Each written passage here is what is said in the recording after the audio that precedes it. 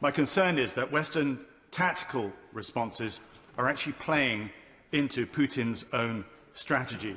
Seeking meetings with Putin, for example, actually plays to his self-importance. Any sanctions actioned will drive Russia ever closer to China, exactly what Putin wants to do. And sending NATO reinforcements around Ukraine, but not in it, is not the way to deter an attack.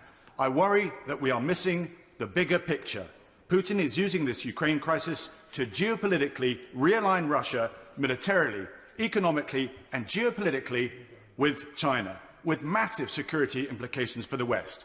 Would my right honourable friend agree the only way to halt an invasion and check this dangerous trajectory is to support Ukraine militarily? This is our Cuban Missile Crisis. I encourage Britain to lead the call to deploy an offensive alliance and stand up to Putin's aggression.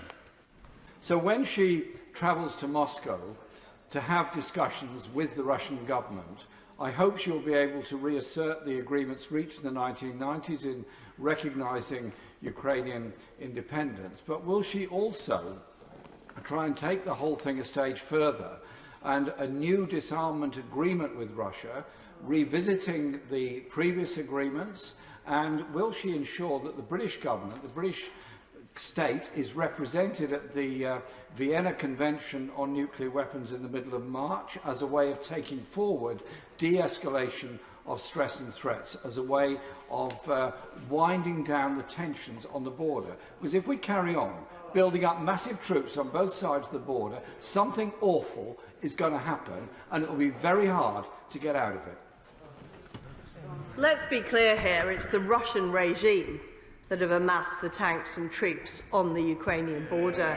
It is the Russian regime that have escalated aggression, not just towards Ukraine, but also through Belarus and in the Western Balkans. And it's the Russian regime that needs to step back before they end up entering into what could be, and I do agree with the honourable gentleman on that point, a very serious quagmire with appalling consequences for the people of both Ukraine and Russia.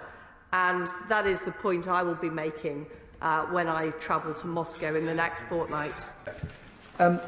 The Foreign Secretary's announcement today shows that the government can act very speedily when it wants to. These measures will be on the statute book by the 10th of February.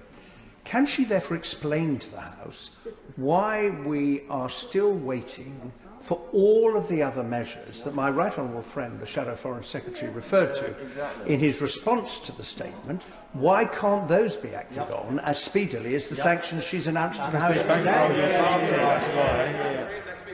Well, as I've said, we have put through the Criminal Finances Act 2017, our global anti-corruption sanctions regime.